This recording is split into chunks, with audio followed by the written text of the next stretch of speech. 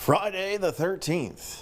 May the odds be ever in your favor on this Weather Extra as we check in with you. And hello everyone, Jeff Morrow. Yeah, we got a storm threat also. So Friday the 13th, just before Valentine's Day, weekend before Mardi Gras, and a weekend storm event. Yeah, oh boy, we're hoping for the good odds. Here's a look at the first alert for what we're going to be tracking in terms of the storm threat. So I've highlighted here 4 different high-resolution short-range weather models indicating when the worst of the weather will be pushing through our area over the weekend. Now, the key takeaway here is that we're looking at between 1 a.m. and 3 a.m. between all 4 of these models. So we're talking about pre-dawn hours on Sunday morning shortly after midnight.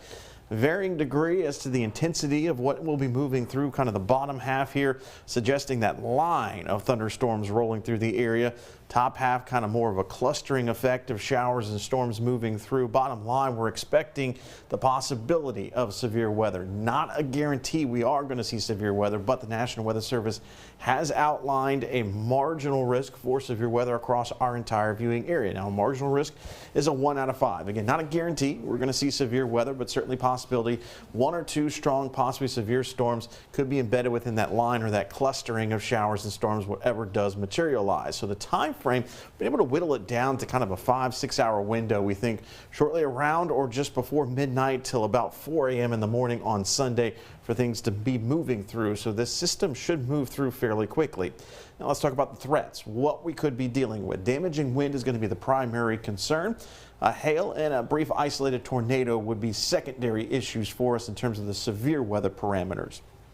Outside of the severe weather parameters, we are also expecting frequent lightning. So combine the lightning with the wind threat, we could see some sporadic power outages. But again, we're talking on a localized level. We're not talking about widespread impacts. Most of us are going to get through this unscathed, maybe just a little bit tired going into Sunday if the lightning and the thunder wake you up during the overnight hours. But if you're one of those solid sleepers, probably nothing to worry about. Here's a look at Futurecast. Fast forward the HRRR model all the way to 6 a.m. to start you off on Saturday morning. Lots of cloud cover, maybe even some patchy fog around the area. But we're going to keep things dry through about lunchtime. You'll notice here by noon, a couple of spotty showers around. So certainly Saturday's rain opportunity has come down considerably. We're now calling for just widely scattered, if not just isolated shower, maybe a rumble or 2 of thunder. You see a little bit of an intensity starting to bubble up here with some yellow shades of color here with the estimation from Futurecast. So by Saturday at 4 o'clock, widely scattered showers, maybe a rumble or 2 of thunder possible. Then as we get towards your Saturday evening, so maybe heading out on a date night with the Valentine, you can see, again, widely scattered showers. So just have the rain gear handy for the Saturday plans that you have outside. But bottom line, you may not need them. We're going to have more periods of the day dry on Saturday than we are wet. And it's the same story for Sunday because the system that's moving in overnight is going to move through quick enough to limit the impact on the overall day. So here we are at 11 o'clock, line of storms moving through Lake Charles and Alexandria and then arriving into Metro Baton Rouge not too much longer after that, around 1 a.m. So you can see what looks to be a very intense line, and notice the bowing feature here. So that is the straight line wind impact being estimated here by Futurecast, but that moves through fairly quickly. And by the time we get towards 3 a.m., already approaching the I-59 corridor and moving along the I-10 corridor between Gonzales and New Orleans. And by the time we get towards daybreak on Sunday, a lot of that active weather is out of here, impacting more so New Orleans and coastal Mississippi. Now, on the backside of this system, what we call wraparound moisture. So some cloud cover and maybe a stray shower will try and work through the area Sunday afternoon. I don't think it's going to be impactful. I don't think you need to worry about that if you have Sunday afternoon plans, including mini parades around the area. So the model that I just showed you, the HRRR, this is the estimation of rainfall as it moves through our viewing area. You can see some highlighted here, kind of along and south of the interstate corridor of over 1 inch of rainfall. North of the interstate corridor, a little bit less of 1 inch of rainfall. Big reason why. It looks like with the model forecast, it was suggesting the northern part of the line moving quicker than the southern part of the line, maybe lagging a little bit behind. So that could allow for some higher rainfall amounts. A lot of this would be falling in a short amount of time. So in terms of flood concerns, what we're going to be watching for is some localized nuisance type street flooding. So those roadways that are low-lying, poorly drained, those are going to be most at risk of picking up some water, but it's more than likely going to be occurring while many of us are not on the roads anyway. That would be early morning on Sunday.